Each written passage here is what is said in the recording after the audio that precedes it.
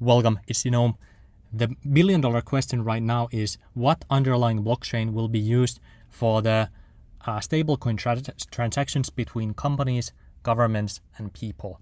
Because eventually, most of the transactions will be done on the blockchain just because it's much more efficient, it's transparent, and everything is settled instantly. So there's no basically potential for exploitation if it's done on a decentralized blockchain. And as you can see, it is not me saying that. It is the Comptroller of the Office of the Comptroller of the Currency saying that, which is an independent bureau of the US Department of the Treasury. And they have actually released a paper outlining the requirements for the stablecoin and the underlying blockchain that will be used for these kinds of transactions in the future. So that's quite bullish in my opinion, as well as the current acting comptroller of the currency is already promoting here that decentralized finance, DeFi, is coming. The banking system and the rest of us need to get ready. So the comptroller of the currency in the United States is quite bullish for DeFi. They're quite bullish for the stablecoin adoption. And for the next 10 years until 2030, basically, if you bet on the right blockchain for the next 10 years, you will probably make more gains than anything else on the market, because we're not talking about billions of dollars worth of transactions. We are talking about trillions of dollars of transactions if you can find the right blockchain which will be used for USD based transactions in the future. So first in this video, I will talk about this paper here, what they talk about, what is the underlying blockchain, what are the requirements for that, as well as for the stablecoin, and then I will give my analysis at the end of the video, which blockchain I think it could be in the future. So stick around for that, of course, if you think you can make money from knowing that. Anyway, first here they talk about, by the way, this is made by Charles W. Calomiris, who is the Chief Economist and Senior Deputy Comptroller for Economics Office of the Comptroller of Currency, OCC. And first he talks about the current national banking system, how it is, the problems with that. So we have to go to basically page 15, where they talk about the future. So from chartered fintechs to stable value crypto banks. So this title here is already a little bit bullish in my opinion. And we have to scroll a little bit down here. And they say here that the OCC already, they have clarified in 2020 that national banks may act as custodians of crypto assets and also may hold the reserve balances of certain stable value cryptocurrency providers. And these actions were done to reduce regulatory uncertainty and simply recognize the fact that crypto assets are a significant and growing part of the global financial system. So stablecoin assets and crypto assets are a growing part of the global financial system. So they are quite bullish for this adoption. Let's go forward. They are talking about here that there are several identifiable advantages if actually they label stable value cryptocurrency providers as national banks. And they outline the advantages here. So what eventually they would want to do is they want to develop a new non-depository payment networks separate from the existing central bank-based network. That is the goal here. So they give an example of a stablecoin that would be good for this purpose. So let's say there's a stablecoin that a bank would be selling at $1 price, of course, because one stablecoin is $1. So they sell that stablecoin. They also have to commit contractually to buying the coins whenever the value falls below $0.99 at that price, and selling coins whenever their value rises to $1.01. So it does it automatically as long as it possesses sufficient cash on hand to buy or sell coins at those prices. If they are unable to do it, then they will basically be banned from that service. So how this will be done is that they will be purchasing and selling these contractually and executed automatically by an algorithm. So they are talking about an algorithmic stablecoin in this scenario. So there is no redemption option for the coins and they never mature. So they want to have an algorithmic stablecoin for this purpose. So for now, I don't think we have such a coin on the market right now. So we're talking about a new kind of stablecoin that they are outlining here on this paper. But they have other points here as well. I will go further and then I will go to the speculation point of this video as well. So is it realistic to imagine that coin holders would demand these stable value coins rather than deposits in a conventional bank? Yes, for several reasons. Basically, bank has zero overhead costs when they issue these stable coins, because you don't have to pay the insurance for the deposits and so forth. It is a little bit clumsy to do that as well. So they are able to offer a higher interest rate on coins. So that's quite interesting. This has a lot of ramifications as well for the future. If you can get higher interest on coins on banks than you would get just by holding your coin assets in US dollar. So of course you would go to the coin option if you're just thinking monetary value. Second, the coins are also more useful than deposits, because a payment can be made with instant finality and they can be accompanied by a message that gives additional information. So for example, a purchaser may wish to convey that he is older than 18 years old. So you can have like metadata accompanied in the transaction as well. So from this, we can also understand that they also want the stablecoin to have that kind of power to give additional information, basically like a digital identity type of situation. And next, blockchain payment network is much less vulnerable to cyber attacks or hacking than the existing centralized payment network operated by the Fed. So whenever you are using a decentralized blockchain, which has hundreds or thousands of nodes across the globe, it is harder to hack that, because it is mathematically just harder to do it if compared to when it is a centralized system. How should governments react to this type of stable value coin issuing bank? First, coin holders bear no risk of default because they have their algorithmic stable coins, and there is no possibility of a bank run or a loss of funds because all the dollars on the blockchain are backed with the dollars on the bank. Second, the systemic risk from cyber attack would be lower. Third, an additional systemic risk advantage comes from the absence of insured deposits and the unbundling of lending and clearing.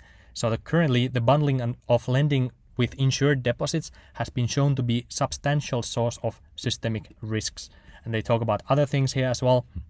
Fourth, because transactions are executed via blockchain, which permanently records every transaction, regulation can credibly require banks' transacting algorithm to contain protocols that minimize the possibilities of money laundering and tax avoidance. So these are big benefits for the governments because they want more taxes, of course. So this is not really good for privacy, but it is good for the government. So that's what they want here.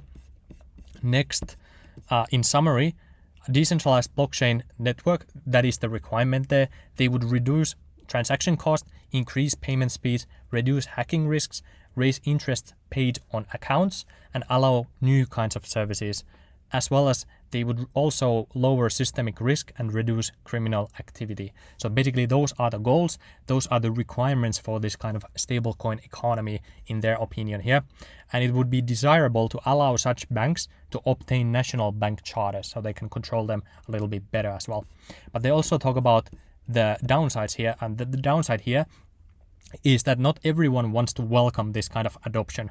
So the Federal Reserve is a very powerful organization that stands to lose its monopoly over the payment system as blockchain-based networks develop. So there could be a Fed digital currency, which would be a different kind of currency that is outlined in this paper. And he doesn't go into that in too much detail, but the only thing he says that if there is a Fed digital currency that could pay negative interest, thereby removing the zero lower bound on interest rates as an obstacle to the Fed's ability to pursue expansionary policy, basically going to the negative yield policies if they would do that.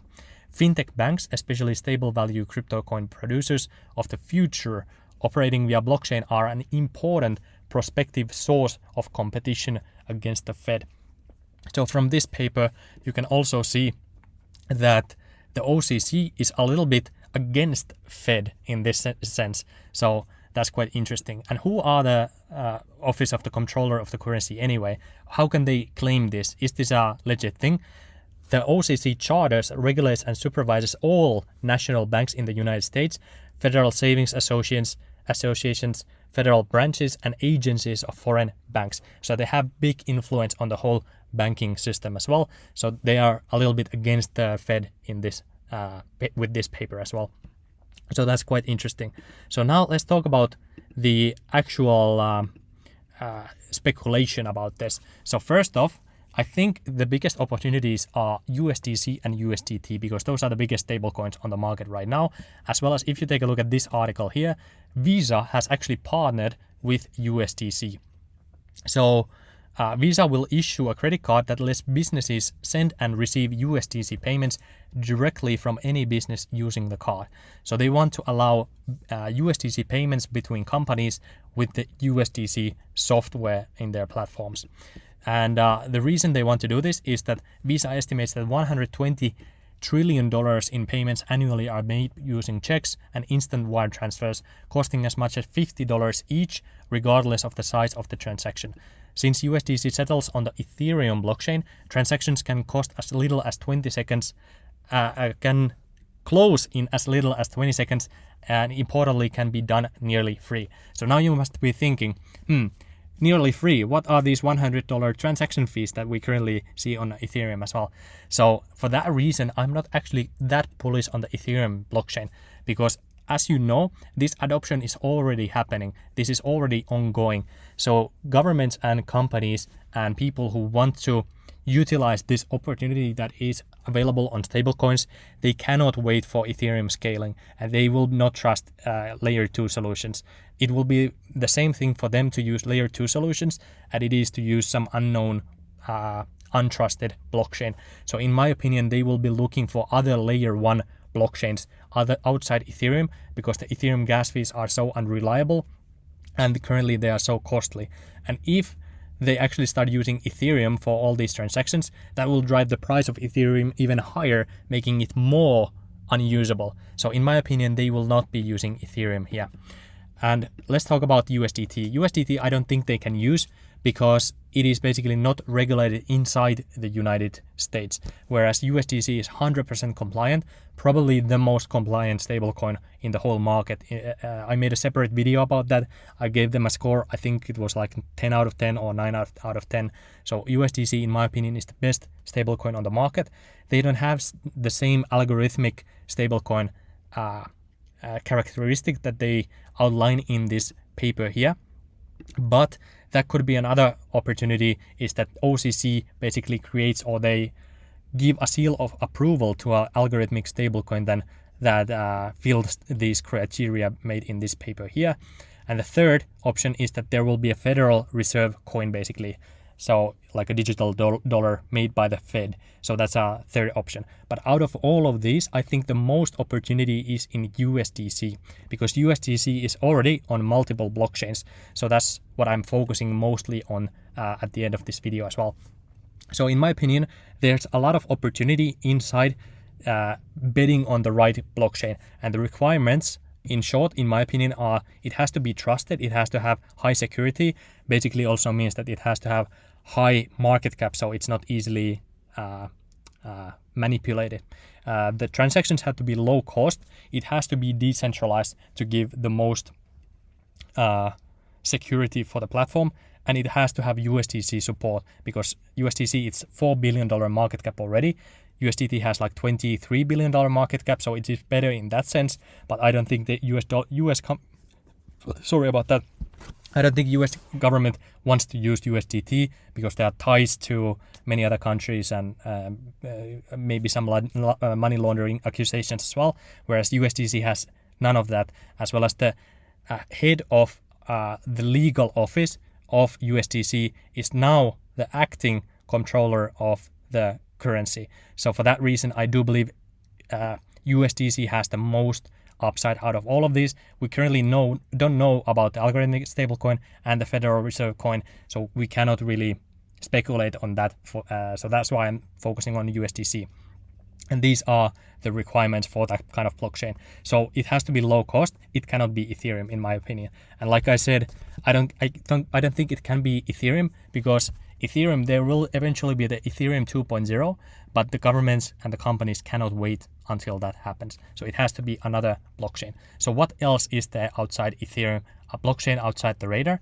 Well, here's the thing. We can go to circle.com, which issue the USDC coin, and you can go to this page, which is /en/USDC-multichain.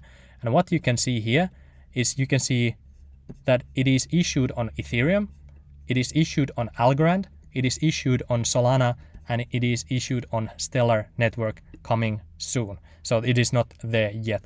And if we just take a look at currently what's going on Solana Explorer, you can see that there are currently 50 million USDC tokens there.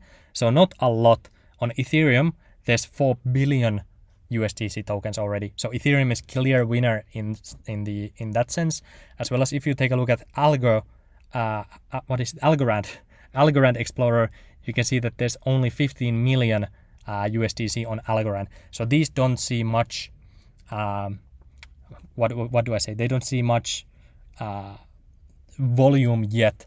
So if we compare these in market caps, you can see Ethereum here, Algorand here, Solana here, and XLM here. And I compared these to each other. You can see the market cap with Ethereum is $100 billion. Algo is only $100 million, so 100 times smaller.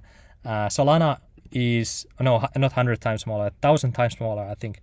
That's the calculation there. Solana is also about $100 million market cap, but Stellar is $6.33 billion.